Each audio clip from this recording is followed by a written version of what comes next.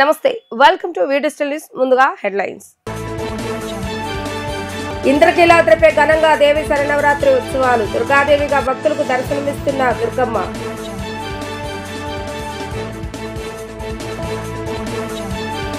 Super GST super savings పై video conference నిర్వహించిన ముఖ్యమంత్రి నారా చంద్రబాబు నాయుడు ఎంఎస్ఎంఈ యూనిట్లో తయారయ్యే ఉత్పత్తులు దానికి తగ్గ పన్నుల తగ్గింపుపై ప్రచారం నిర్వహించాలని పిలుపు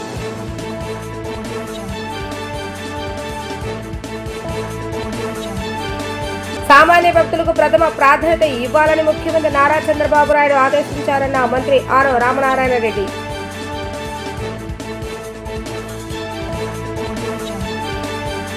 శరన్నవరాత్రి మహోత్సవాల్లో 9వ రోజైన తన స్వస్వరూపమైన శ్రీ దుర్గాదేవిగా విజయవాడ శ్రీ కనకదుర్గమ్మ దర్శనమిస్తున్నారు. లోక కంటకుడైన దుర్గా మాసురుణ్ణి వధించి ఇంద్రకీలాద్రిపై దుర్గగా స్వయంభువై అమ్మవారు వెలిసినది ఈ అష్టమి తిథి నాడేనని పురాణాలు చెప్తున్నాయి. అందుకే ఈ అష్టమిని దుర్గాష్టమి అని వ్యవహరిస్తున్నారు.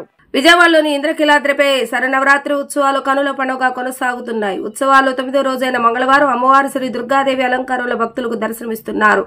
త్రిశూలం ధరించి సింహ వాహనాన్ని అధిష్ఠించి బంగారు కిరీటాన్ని ధరించి తన కాలి కింద మహిషాసుని తొక్కిపెట్టి ఉంచుతున్నట్లుగా దుర్గమ్మ దర్శనమిస్తున్నారు. దుర్గతులను రూపుమాపే దుర్గావతారంలో దుర్గముడు అనే రాక్షసుని వధించి దుర్గాదేవి స్వయంగా ఇంద్రకీలాద్రిపై అవతరించినట్లుగా ఆలయ చరిత్ర చెప్తుంది. దుర్గాదేవి రూపంలో ఉన్న అమ్మవారిని దర్శించుకుంటే దుర్గతులు దూరమవుతాయని భక్తులు విశ్వసిస్తారు. ఈ నేపథ్యంలో అమ్మవారి దర్శనార్థం భక్తులు పెద్ద సంఖ్యలో తరలి వస్తున్నారు. కూరగాయలు ఆకుకూరలు బియ్యం కలిపి వండే కదమ్మ అని అమ్మవారికి నివేదిస్తారు.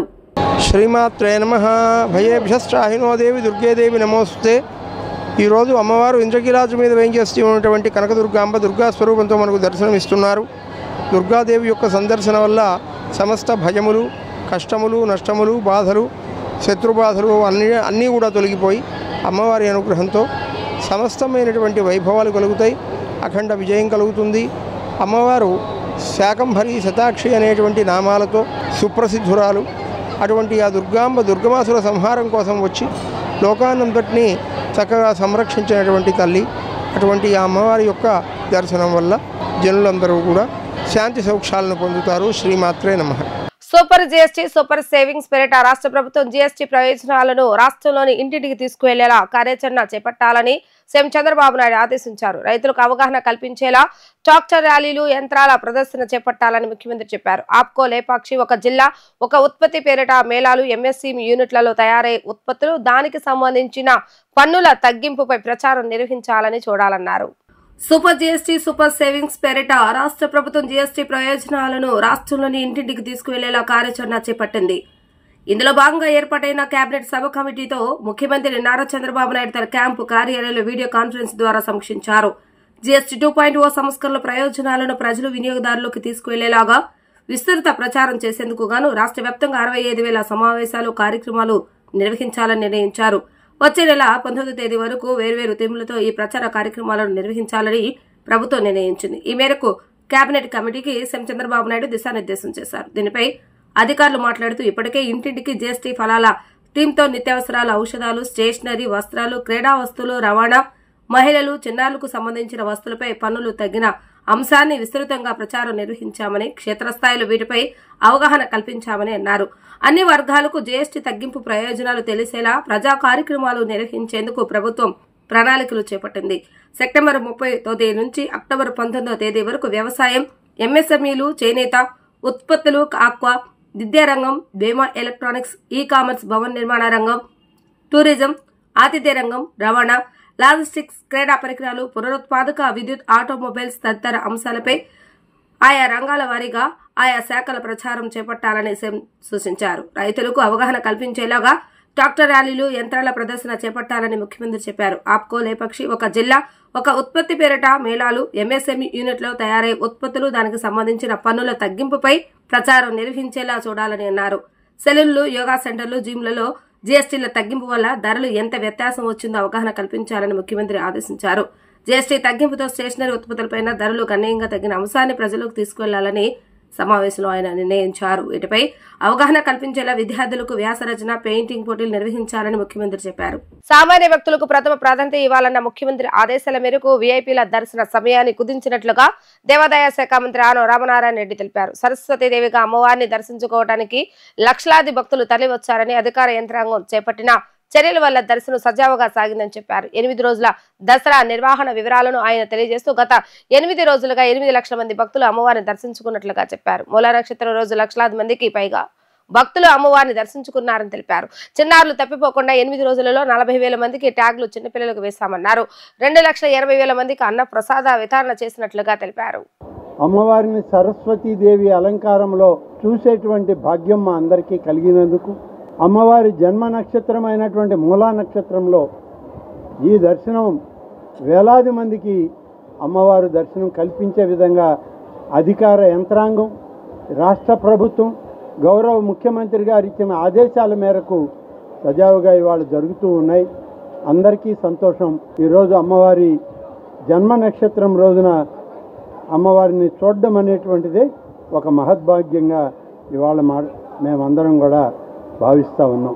నిన్నటి వరకు అమ్మవారిని దర్శించుకున్నటువంటి వాళ్ళ యొక్క సంఖ్య 8 లక్షల మంది. ఈ ఒక్కరోజు 29 మూలా నక్షత్రం రోజు అమ్మవారి దర్శనం దాదాపుగా సాయంత్రం 5 గంటలు అయ్యే సమయానికి 1,28,000 సంఖ్య దాటింది. అలాగే అన్నప్రసాదం నిన్నటి వరకు 2,80,000 మందికి అన్నప్రసాదం నిన్న మధ్యాహ్నం వరకు, నిన్న సాయంత్రం కూడా కలిపి 2,80,000 మందికి అన్నప్రసాద వితరణ దేవాదాయ శాఖ మరి దుర్గా మల్లేశ్వర స్వామి ఆలయం అధికార యంత్రాంగం చేయడం జరిగింది. ఈ ఒక్కరోజు దాదాపుగా 1,00,000 లడ్డు ప్రసాదం ఉచితంగా భక్తులకు ఇవ్వడానికి దేవాదాయ శాఖ గౌరవ ముఖ్యమంత్రి గారి ఆదేశాలతో దుర్గా మల్లేశ్వర స్వామి దేవస్థానం యొక్క అధికారులు అందరూ కలిసి 1,00,000 వరకు ఈ లడ్డు ప్రసాదం ఇవ్వడం జరుగుతుంది. ఇది 1,00,000 అనేది ఇప్పటి వరకు ఇచ్చినటువంటిది. రాత్రి వరకు పూర్తయ్యే వరకు ఇంకా ఎంతమంది దర్శించుకున్నా అందరికీ ఉచిత లడ్డు ప్రసాదం ఇవ్వడం జరుగుతుంది. చిన్నపిల్లలకి వారు తప్పిపోకుండా కానీ వారిని గుర్తించడానికి కానీ చైల్డ్ ట్యాక్స్ ఇచ్చాం. 40,000 వరకు ఇచ్చాం. 35 లక్షల వాటర్ బాటిల్స్ని ఇవాళ బాటిల్డ్ వాటర్ని ఇవ్వడానికి ముఖ్యమంత్రి గారు గత సంవత్సరమే శాచెట్స్ కాకుండా వాటర్ బాటిల్స్లో మినరల్ వాటర్ ఇవ్వండి, క్యూ లైన్లలో వచ్చే వాళ్ళ యొక్క ఆరోగ్య భద్రత మనకి చాలా ముఖ్యమని చెప్పగానే గడిచిన సంవత్సరం 14-15 లక్షలు ఇచ్చాం. ఈ సంవత్సరం ఇప్పటికే 24-22 లక్షలు పూర్తయినాయి. 35 లక్షల వరకు రేపు రాబోయేటువంటి 2-3 రోజులు కూడా ఇవ్వడానికి కావాల్సిన ఏర్పాట్లన్నీ ఆలయ అధికారులు చేయడం జరిగింది. జగన్ టూ అప్ పేరిట రాష్ట్ర ప్రజలపై విద్యుత్ భారం మోపితే కూటమి ప్రభుత్వం ట్రూ డౌన్ పేరిట కరెంట్ ఛార్జీలు తగ్గించిందని మంత్రి డోలా బాల వీరాంజనేయ స్వామి అన్నారు. సీఎం చంద్రబాబు నాయుడు ఎన్నికలు ఇచ్చిన హామీ మేరకు అధికారంలోకి వచ్చిన 15 నెలల్లో యూనిట్ పై 13 పైసలు తగ్గించారని అన్నారు. బాదురే బాదురు నినాదంలో ట్రూ అప్ పేరిట విద్యుత్ భారాన్ని ప్రజలకు జగన్ పరిచయం చేశారని మంత్రి డోలా బాల వీరాంజనేయ స్వామి అన్నారు. కూటమి ప్రభుత్వం మాత్రం ట్రూ డౌన్ పేరును పరిచయం చేస్తుందని చెప్పారు. మంగళగిరిలో ఆయన మీడియాతో మాట్లాడుతూ విద్యుత్ ఛార్జీలు పెంచబోమని ఎన్నికల సమయంలో హామీ ఇచ్చిన నారా చంద్రబాబు నాయుడు వీలైతేనే తగ్గిస్తామని చెప్పినట్లుగా గుర్తు చేశారు. కానీ అధికారంలోకి వచ్చిన 15 నెలల్లోనే చిత్తశుద్దితో ఛార్జీలు తగ్గించి చూపించారని చెప్పారు. హ్యాండ్లూమ్, సెలూన్ల సబ్సిడీ కూడా ఇస్తున్నట్లుగా తెలిపారు. స్వలాభం కోసం అధిక మొత్తానికి విద్యుత్ కొనుగోలు చేసిన జగన్ ప్రభుత్వం వ్యవస్థను సంక్షోభంలోకి నెట్టిందని మండిపడ్డారు. శాసనమండలిలోనే ట్రూ డౌన్ పై ప్రకటన చేయాలని భావించామని, అయితే కాపీ కోసం వైకాపా సభ్యులు గొడవ చేసి ముఖ్యమైన అంశం సభకు రాకుండా అడ్డుకున్నారని విమర్శించారు. మన రాష్ట్ర ప్రజలందరూ కూడా ట్రూ అప్ ఛార్జీల గురించి సుపరిచితం. ఎందుకంటే గత పాలకులు వ్యవస్థలను నాశనం చేశారు, విధ్వంసం చేశారు, పీపీఎల్ని రద్దు చేశారు. అదేవిధంగా తన కమిషన్ల కోసం కక్కుర్తిపడి విపరీతంగా హిందూజా లాంటి సంస్థలకు దోపిడీ చేయడం కావచ్చు, అదేవిధంగా ట్రాన్స్ఫార్మర్లు, ఎలక్ట్రికల్ మీటర్లు వీటన్నిటికి కూడా అక్రమంగా ఎక్కువ రేట్లు పెట్టి చేసి ఉండడం వల్ల విద్యుత్ వ్యవస్థ రంగం తీవ్ర సంక్షోభానికి గురైంది. మనం ఈ రోజున మన ముఖ్యమంత్రి గారు గౌరవగా అసెంబ్లీలో చెప్పారు, భవిష్యత్తులో విద్యుత్ ఛార్జీలు మేము పెంచబోము అని చెప్పి స్టేట్మెంట్ ఇచ్చారు. మేము విద్యుత్ ఛార్జీలు ఇంకా వీలైతే తగ్గిస్తామని చెప్పారు. గౌరవ ముఖ్యమంత్రి గారు చెప్పిన దానికి అక్షర సత్యంగా ఈరోజు మేము యూనిట్కి 13 పైసలు మేము విద్యుత్ ఛార్జీలు తగ్గిస్తున్నాం. ఇది ట్రూ డౌన్. ప్రజలకు మేము చెప్తున్నాం. ఇప్పుడు దాకా ట్రూ అప్ విన్నారు మీరు, ట్రూ డౌన్ కూడా వినండి. నవంబర్ 1వ తేదీ నుంచి ఈ తగ్గించినటువంటి ఛార్జీల్ని మేము అమలుపరుస్తున్నాం. ఒకసారి చరిత్రలో తీసుకున్నట్టయితే ఈ వ్యవస్థ మీద తనకి సొంత విద్యుత్ ప్లాంట్లు ఉన్నాయి. అయినప్పటికీ కూడా ఈ రంగాన్ని కుదేలు చేశారు. ఈరోజు థర్మల్ పవర్లో ప్రొడక్షన్ తగ్గిపోవడం కారణం ఏంటంటే మీరు చేసినటువంటి నాసి రకం బొగ్గు, మీ అనుయాయులు కావచ్చు, మీరు కావచ్చు, నాసి రకమైనటువంటి బొగ్గును సరఫరా చేయడం వల్లే అక్కడ ఉత్పత్తి తగ్గిపోయింది.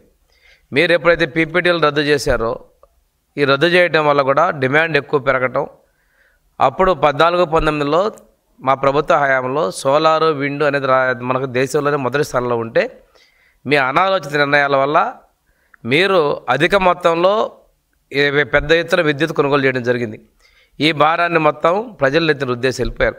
ఈరోజు మనకి హిందూజాలకు మీరు ఇచ్చినటువంటిది మీ హైదరాబాద్లో 10 ఎకరాల భూమి కోసం, మీ అనుచరుల కోసం ఈఆర్సీలు వద్దన్నప్పటికి కూడాను 1400 కోట్ల రూపాయలు మీరు హిందూజాలకు దారాదత్తం చేసిన విషయం కూడా ప్రజలు మర్చిపోలేదు. అదే కాకుండా మీ వల్ల అధిక వడ్డీ రేట్ల వల్ల వీటి వల్ల 10,892 కోట్ల రూపాయలు విద్యుత్ సంస్థలో నష్టపోయిన విషయం కూడా మనం గమనించుకోవాలి. సెకీ ఒప్పందంలో మీరు చేసిన 1750 కోట్ల రూపాయల లంచాలు పుచ్చుకున్నారని చెప్పి అమెరికా కోర్టులో కూడా కేసులు ఎదుర్కొన్న విషయాన్ని ప్రజలు గుర్తుపెట్టుకున్నారు. వీటన్నిటికీ ఒకటే చెప్తున్నాం, ఏదైతే నాణ్యమైన విద్యుత్ ప్రజలకు అందించాలనుకున్నాం దాన్ని అందిస్తున్నాం. ఇక్కడ అదేవిధంగా విద్యుత్ ఛార్జీలు భవిష్యత్తులో పెంచలేదని కట్టుబడి విద్యుత్ ఛార్జీలని ట్రూ డౌన్ చేస్తున్నాం. కొత్త పదాన్ని ప్రజలకు కూడా మేము పరిచయం చేసి అందిస్తున్నాం విషయాన్ని తెలియజేస్తూ భవిష్యత్తులో ఇంకా కూడా ఈ ఛార్జీలు తగ్గించేటువంటి ప్రయత్నం మా ప్రభుత్వం సిద్ధంగా ఉందని తెలియజేసుకుంటూ, వాస్తవంగా మన ఆఖరి రోజు కౌన్సిల్లో విద్యుత్ శాఖలో మనం ప్రకటన చేద్దాం అనుకున్నాం. కానీ మీ సభ్యులు కౌన్సిల్ దగ్గర కాఫీలు, టీలు అందలేదని గోల్ చేశారు. దీనివల్ల మేము ఇటువంటి ప్రకటనని కౌన్సిల్లో చేయలేకపోయాం. అంటే మీ ప్రజలకు ఏమాత్రం శుద్ధ కాఫీ టీల మీద ఉన్నటువంటి శ్రద్ధ ప్రజా సమస్య లేదనేది కూడా మేము ఒకసారి గుర్తు చేసుకుంటూ, ఏది ఏమైనప్పటికీ కూడా ఈ ప్రజా సంక్షేమం కోసం విద్యుత్ వ్యవస్థలో మేము మా ముఖ్యమంత్రి గారు చెప్పిన విధంగా మా విద్యుత్ శాఖ మంత్రి గారు రవికాంత్ కుమార్ కూడా అధికారులు కూడా ఎంతో జాగ్రత్తతో మనం కట్టుబడి ఉన్నాం. భవిష్యత్తులో విద్యుత్ ఛార్జీలు పెంచకూడదని స్టిక్ ఆన్ అయిపోయినాక చేస్తాం. విజయవాడ ఇంద్రకీలాద్రిపై దుర్గామల్లేశ్వర స్వామి వార్ల నగరోత్సవ కార్యక్రమం ఆదివారం సాయంత్రం కనుల పండుగగా జరిగింది. దుర్గగుడి నుంచి కృష్ణానది వరకు ఉత్సవమూర్తులతో నగరోత్సవ కార్యక్రమాన్ని నిర్వహించారు. మేళతాళాలు, డప్పు వాయిద్యాలు, కోలాట బృందాలతో ఉత్సవమూర్తులను పురవీధిలో ఊరేగించారు. దసరా ఉత్సవాల భాగంగా శ్రీ గంగా పార్వతి సమేత మల్లేశ్వర స్వామి నగరోత్సవ సేవ కనుల పండుగగా సాగింది. మల్లేశ్వర స్వామి వారి ఆలయ సమీపంలోని యాగశాల వద్ద నుంచి సేవ ప్రారంభమైంది. తొలుత పల్లకిపై కొలువు తీరిన ఉత్సవమూర్తులకు ఆలయ ఈవో సేనానాయక్ పూజా కార్యక్రమాలు నిర్వహించారు. స్థానాచార్య విష్ణుపట్ల శివప్రసాద్ శర్మ దేవతామూర్తుల వద్ద కొబ్బరికాయ కొట్టి ఊరేగింపును ప్రారంభించారు. మేళతాళాలు, మంగళ వాయిద్యాలు, కేరళ డప్పు కళాకారుల విన్యాసాలు, భక్త బృందాల కోలాట నృత్యాల మధ్య నగరోత్సవ వైభవంగా సాగింది. మహామండపం, కనకదుర్గానగర్, రథం సెంటర్, వినాయక గుడి ఘాట్ రోడ్డు మీదుగా ఊరేగింపు ఆలయానికి చేరుకుంది. మహా మండపం ఎదుట ఉత్సవమూర్తులకు అర్చకులు పూజా కార్యక్రమాలు నిర్వహించడంతో నగరోత్సవ సేవ ముగిసింది. పేద విద్యార్థుల పట్ల లోకేష్ చిత్తశుద్ధితో ఉన్నారని మంత్రి కొల్లు రవీంద్ర వెల్లడించారు. జగన్ ప్రభుత్వం పెట్టిన ఫీజు రియంబర్స్మెంట్ బకాయిలను కూడా కూటమి ప్రభుత్వం చెల్లిస్తుందని అన్నారు. బడుగు బలహీన వర్గాల విద్యార్థుల సమస్యల పరిష్కారానికి లోకేష్ బాధ్యతగా పనిచేస్తున్నారని చెప్పారు. విద్యా వ్యవస్థను బలోపేతం చేసిన ఘనత చంద్రబాబు నాయుడు, లోకేష్ కే దక్కుతుందన్నారు. రాష్ట్రంలోని లక్షలాది మంది విద్యార్థులకు, వారి తల్లిదండ్రులకు కూటమి ప్రభుత్వం భారీ ఊరట కల్పించింది. గత ప్రభుత్వం నుంచి పేరుకుపోయిన ఫీజు రియంబర్స్మెంట్ బకాయిలో భాగంగా 1,788 కోట్ల రూపాయలను విడుదల చేస్తున్నట్లుగా రాష్ట్ర గనుల భూగర్భ వనరుల ఎక్సైజ్ శాఖ మంత్రి కొల్లు రవీంద్ర ప్రకటించారు. పండుగ సందర్భంగా విద్యార్థులకు ప్రభుత్వం అందించిన గొప్ప కానుక ఇదని ఆయన అభివర్ణించారు. సోమవారం నాడు మంగళగిరిలోని టీడీపీ కేంద్ర కార్యాలయంలో ఏర్పాటు చేసిన మీడియా సమావేశంలో ఆయన మాట్లాడారు. ఆర్థిక ఇబ్బందుల కారణంగా ఏ ఒక్క పేద విద్యార్థి చదువు మధ్యలో ఆగిపోకూడదని తమ ప్రభుత్వ లక్ష్యమని స్పష్టం చేశారు. గత జగన్ ప్రభుత్వ హయాంలో విద్యారంగం పూర్తిగా నిర్వీర్యమైందని కొల్లు రవీంద్ర తీవ్ర స్థాయిలో విమర్శించారు. ఫీజు రియంబర్స్మెంట్ కింద 2,832 కోట్లు, వసతి దీవెన కింద 989 కోట్లు, ఫీజుల కింద 450 కోట్ల బకాయిలు పెట్టి విద్యార్థుల భవిష్యత్తుతో ఆడుకున్నారని ఆరోపించారు. బకాయిలు చెల్లించకపోవడంతో కళాశాల యాజమాన్యాలు విద్యార్థుల సర్టిఫికెట్లు నిలిపివేశాయని, దీంతో విద్యార్థులు తీవ్ర ఇబ్బందులు ఎదుర్కొన్నారని, గత ప్రభుత్వం పట్టించుకోలేదని అన్నారు. ప్రజాధనాన్ని రంగులు పిచ్చికి పేరు లేని కంపెనీలకు ట్యాబ్ల కాంట్రాక్టుల రూపంలో దుర్వినియోగం చేశారని ఆయన మండిపడ్డారు. విద్యా కానుక నిధులను సైతం తాడేపల్లి ప్యాలెస్ పనులకు వాడుకున్నారని ఆరోపించారు. పేద విద్యార్థుల విద్య కొరకు ఆంధ్రప్రదేశ్ రాష్ట్ర ప్రభుత్వం కట్టుబడి ఉందనే దానికి ఈరోజు గత ప్రభుత్వంలో జగన్మోహన్ రెడ్డి గారు బకాయి పెట్టినటువంటి ఫీజు రియంబర్స్మెంట్కి సంబంధించి నిన్న 400 కోట్లు కూడా రిలీజ్ చేసి ఇప్పటికి దశల వారీగా 1788 కోట్ల రూపాయలు మరి ఎస్సీ, ఎస్టీ, బీసీ, మైనార్టీ విద్యార్థులకు, ఈబీసీ విద్యార్థులకి ఫీజు రియంబర్స్మెంట్ బకాయిలు చెల్లించినటువంటి ఘనత గౌరవ ముఖ్యమంత్రి వర్యులు చంద్రబాబు నాయుడు గారిది. అలాగే విద్యాశాఖ మంత్రి నారా లోకేష్ గారు చొరవతో మరి ఏ ఒక్క విద్యార్థి కూడా ఇబ్బంది రాకుండా ఈరోజు బకాయిలు చెల్లిస్తున్నాం.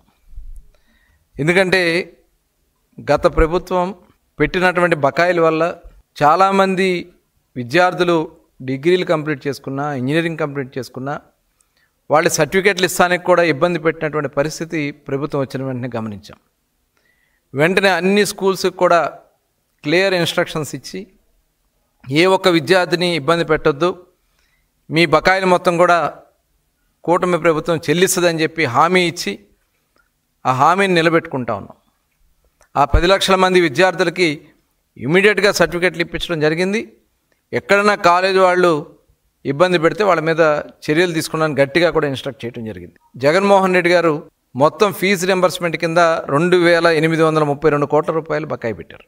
అలాగే వసతి దీవెనల కింద 989 కోట్ల రూపాయలు వసతి దీవెన బకాయిలు పెట్టారు. అలాగే పీజీ ఫీజు రియంబర్స్మెంట్ కింద 450 కోట్ల రూపాయలు బకాయిలు పెట్టారు. నా ఎస్సీలు, నా ఎస్టీలు, నా బీసీలు అని మాట్లాడినటువంటి జగన్మోహన్ రెడ్డి గారు ఈ బీసీలు కనపడలేదా, ఈ ఎస్సీలు కనపడలేదా, ఈ పేద ఎస్టీ విద్యార్థులు మీకు కనపడలేదా అని చెప్పి మేము ఆ రోజున మిమ్మల్ని అడిగినటువంటి సందర్భం ఉంది. కానీ మీరు పట్టించుకోలే. మరి జగన్మోహన్ రెడ్డి గారిని ఈ సందర్భంగా నేను అడుగుతా ఉన్నా, రంగులు వేసుకుంటాకి 3,000 కోట్ల రూపాయలు మీరు ఖర్చు పెట్టారే, ఆ డబ్బులు ఈ పేద విద్యార్థులు చదువుకిస్తే మరి ఉపయోగపడేది కదా. అంటే కాంట్రాక్టర్లకు బిల్లులు చెల్లించుకోవాలి మీ వాళ్ళకి. ప్రజాధనం దుర్వినియోగం చేశారు రంగుల పేరుతో, రంగుల పిచ్చితో. అదేవిధంగా ట్యాబుల పేరుతో, విద్యార్థులకు ట్యాబుల పేరుతో ఒక కంపెనీని సృష్టించి 1,200 కోట్ల రూపాయలు ఆ కంపెనీకి దారదత్తం చేశారు. దాంట్లో కమిషన్లు కొట్టుకున్నారు. పేద విద్యార్థులు చెల్లించడానికి ఫీజు రియంబర్స్మెంట్ డబ్బులకి చెల్లించడానికి మీకు మనసులు రావు, కానీ దోపిడీ చేయడానికి విద్యా కానుక పేరుతో 400 కోట్ల రూపాయల నిధులు మీ తాడేపల్లి ప్యాలెస్కి సంబంధించి పనులు చేసుకోవడానికి డైవర్ట్ చేసుకున్నారు. ఇవాళ ఇదే ఫీజు రియంబర్స్మెంట్కి సంబంధించి మొన్న వాయిదా తీర్మానం మీరు అడిగారు.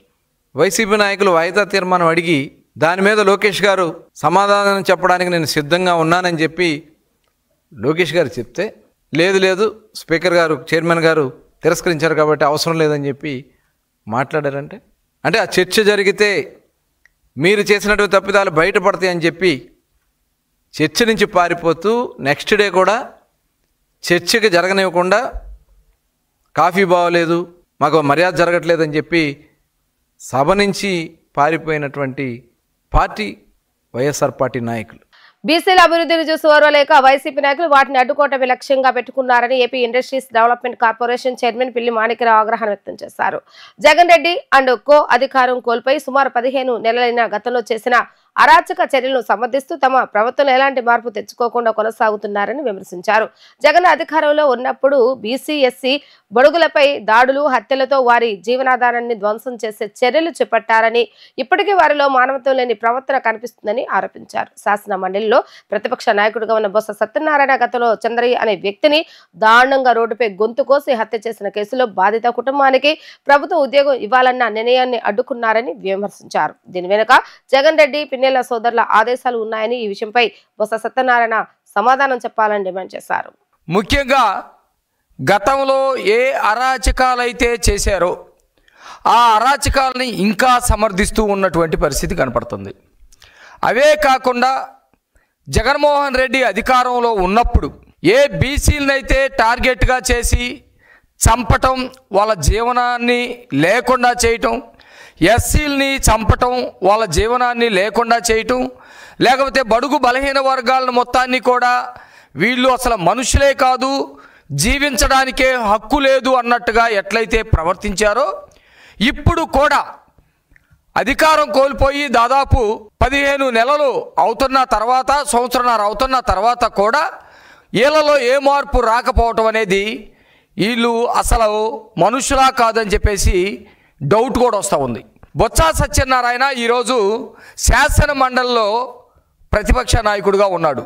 ప్రతిపక్ష హోదా ఉంది కాబట్టి నేను ప్రతిపక్ష నాయకుడు అంటా ఉన్నాను. ఈ వ్యక్తి నిన్న ఏదైతే చంద్రయ్య అనే అతన్ని గతంలో రోడ్డు మీద పడేసి గొంతు కోసి చంపారో, వాళ్ళ పిల్లవాడికి మానవతా దృక్పథంతో ఈ ప్రభుత్వం ఏదైనా ఉద్యోగం ఇచ్చి ఆదుకోవాలని చెప్పేసి ప్రయత్నించింది. నిజంగా వీళ్ళకి బుద్ధి ఉంటే మనం చేసినటువంటి తప్పుకి ఈ ప్రభుత్వం, చంద్రబాబు నాయుడు గారు ఆ కుటుంబాన్ని ఆదుకుంటున్నాడు, జీవించేటువంటి అవకాశాన్ని కల్పిస్తున్నాడని చెప్పేసి వీళ్ళు సంతోషపడాలి. పడకపోగా చంద్రయ్య కుటుంబానికి ఏ విధంగా మీరు ఉద్యోగం ఇస్తారు, ఇవ్వటానికి వీలు లేదని ప్రభుత్వం తీసుకొచ్చే జీవోని అడ్డుకున్నటువంటి పరిస్థితి మనుషులు చేసేటువంటి పరిస్థితి కాదు. అయితే మనకి కేవలం ఒక ఉద్యోగాన్ని అడ్డుకున్నట్టు మాత్రమే కనపడుతుంది. కానీ దీని వెనక బీసీలని మేము నరుకుతాం, మీరు కాపాడకూడదు, బీసీలని మేము చంపుతాం, మీరు కాపాడకూడదు, బీసీల యొక్క వాళ్ళకి సంబంధించినటువంటి జీవనాధారాన్ని మొత్తాన్ని ధ్వంసం చేస్తాం, మీరు కాపాడకూడదు అనే పద్ధతిలో ప్రవర్తిస్తున్నట్టుగా ఉంది. ఇది బొత్స సత్యనారాయణకి సంబంధించినటువంటి మాట, లేకపోతే ఎవరైతే జగన్మోహన్ రెడ్డి మాట, లేకపోతే పిన్నెల్లి సోదరుల మాట, ఇది ఖచ్చితంగా తేల్చాల్సినటువంటి పరిస్థితి ఉంది, సమాధానం చెప్పాల్సినటువంటి పరిస్థితి ఉంది. విజయవాడ ఉత్సవ జాతీయ స్థాయిలో గుర్తింపు పొందిందని కేంద్ర మంత్రి రామ్మోహన్ నాయుడు తెలిపారు. మైసూరు కలకత్తా ఉత్సవాలను సైతం విజయవాడ ఉత్సవ్ అధిగమించిందని కొనియాడారు. సంక్షేమం, అభివృద్ధి పాలనలో సీఎం చంద్రబాబు నాయుడు కళల పరిరక్షణపై సైతం ప్రాధాన్యత ఇస్తున్నారని తెలిపారు. పొన్నమిఘాట్లో నిర్వహిస్తున్న విజయవాడ ఉత్సవంను కేంద్ర మంత్రి రామ్మోహన్ నాయుడుతో కలిసి ఎంపీ కేశినేని శివనాథ్ దర్శించారు. ఈ సందర్భంగా కేంద్ర మంత్రి మాట్లాడుతూ పండుగలు ప్రజలను ఐక్యం చేసి సంస్కృతి సాంప్రదాయాలను పరిరక్షిస్తున్నాయన్నారు. విజయవాడ ఉత్సవం ద్వారా అన్ని వర్గాల ప్రజలను ఐక్యం చేశారని నిర్వాహకులు కొనియాడారు. ఉత్తరాంధ్ర, రాయలసీమ ప్రాంతాల నుంచి కళాకారులను తీసుకువచ్చి కళా వైభవానికి ప్రాధాన్యత ఇచ్చారని తెలిపారు. మైసూరు కలకత్తా ఉత్సవాలను సైతం విజయవాడ ఉత్సవం అధిగమించిందని కొనియాడారు. సంక్షేమం, అభివృద్ధి పాలనలో సీఎం చంద్రబాబు నాయుడు కళల పరిరక్షణకు సైతం ప్రాధాన్యత ఇస్తున్నారని తెలిపారు. విజయవాడ ఎంపీ కేశినేని శివనాథ్ మాట్లాడుతూ కళలు, సంస్కృతికి విజయవాడ రాజధాని అని తెలిపారు. మొత్తం 3000 మంది కళాకారులతో అక్టోబర్ 2న 100 రోడ్లో మెగా కార్నివల్ నిర్వహించి ప్రపంచ రికార్డు నెలకొల్పుతామని ఎంపీ తెలిపారు. నేను నా తాలూకా స్కెడ్యూల్ చూసుకొని ఏదో ఒక రోజు అన్నప్పుడు తెలియకుండానే 29 అని అంటే ఆయనే చెప్పారు మూలా నక్షత్రం అద్భుతమైనటువంటి రోజు అని.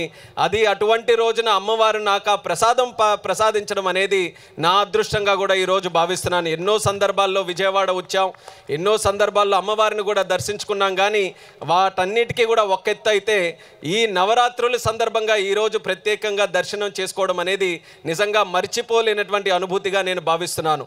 అందులో భాగంగా మనం ఎప్పుడు కూడా విజయదశమి అని అంటే మనకి ప్రధానంగా దేశంలో గుర్తొచ్చేది మైసూరులో దసరా ఉత్సవాల గురించి మనం మాట్లాడుకుంటాం.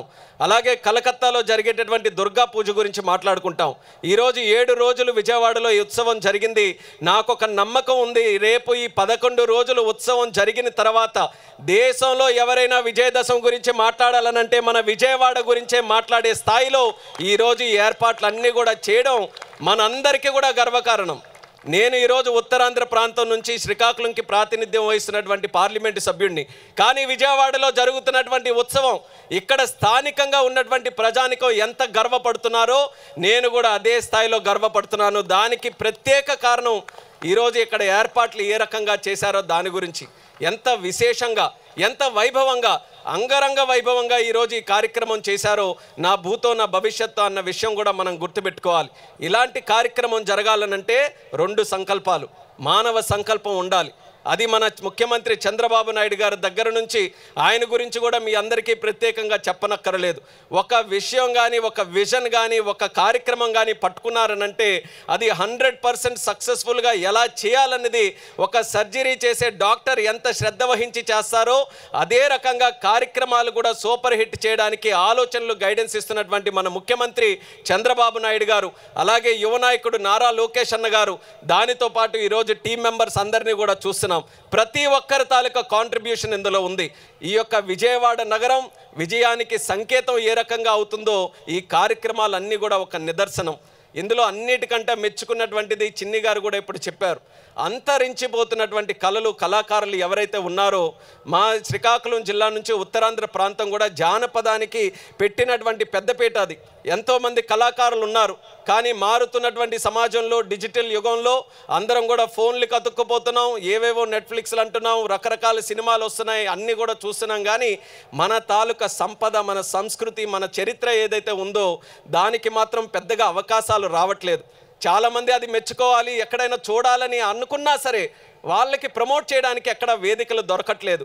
అటువంటిది ఎంత పెద్ద ఉత్సవ కార్యక్రమాన్ని పెట్టి ఒక కేంద్ర బిందువుగా అలాంటి కళాకారులను ఎంచుకొని ఎక్కడెక్కడ నుంచో రాష్ట్ర నలుమూలల నుంచి, కేవలం కృష్ణా జిల్లాను, విజయవాడ పరిసర ప్రాంతాల్లో ఉన్నవారని కాదు, మా శ్రీకాకుళం, ఇచ్చాపురం దగ్గర నుంచి కూడా కళాకారులు తీసుకొని వచ్చారు, అనంతపూర్, కుప్పం దగ్గర నుంచి కూడా కళాకారులు తీసుకొని వచ్చారు, తిరుపతి నుంచి తీసుకొని వచ్చారు.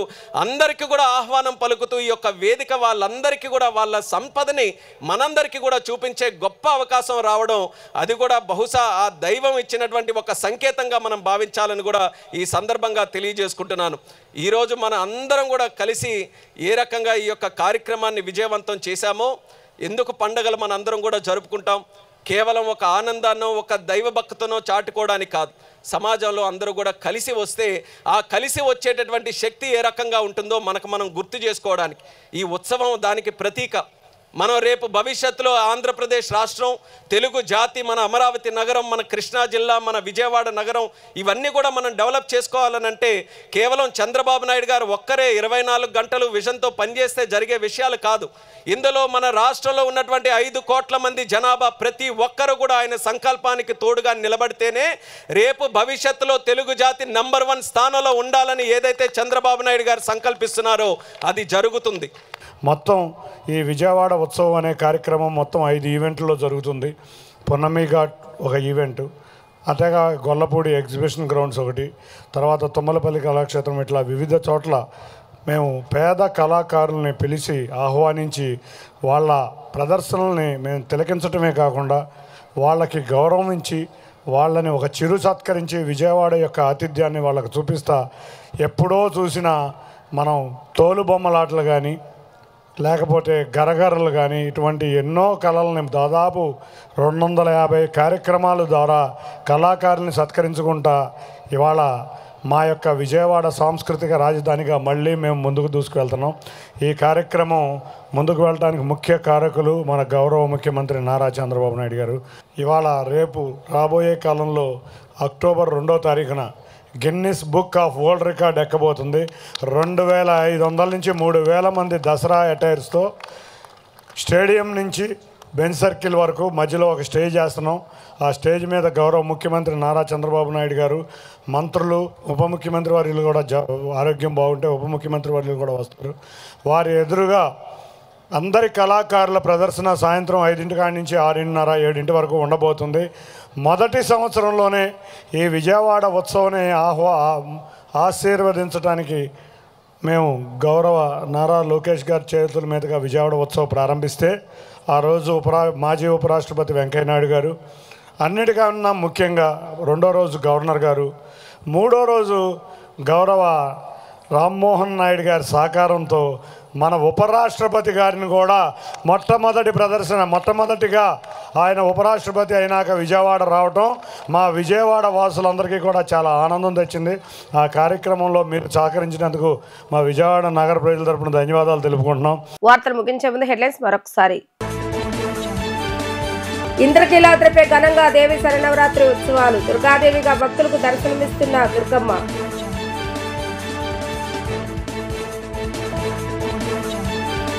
సూపర్ జీఎస్టీ సూపర్ సేవింగ్స్ పై వీడియో కాన్ఫరెన్స్ నిర్వహించిన ముఖ్యమంత్రి నారా చంద్రబాబు నాయుడు. ఎంఎస్ఎంఈ యూనిట్లో తయారయ్యే ఉత్పత్తులు దానికి తగ్గ పన్నుల తగ్గింపుపై ప్రచారం నిర్వహించాలని పిలుపు.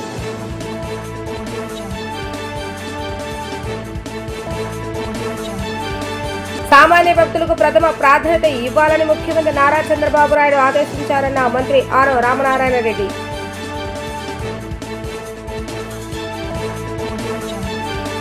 ఇవి ఈరోజు వార్తా విశేషాలు. మరలా 3 ప్రసారమైన వార్తలు మళ్ళీ కలుద్దాం. అంతవరకు సెలవు. నమస్కారం.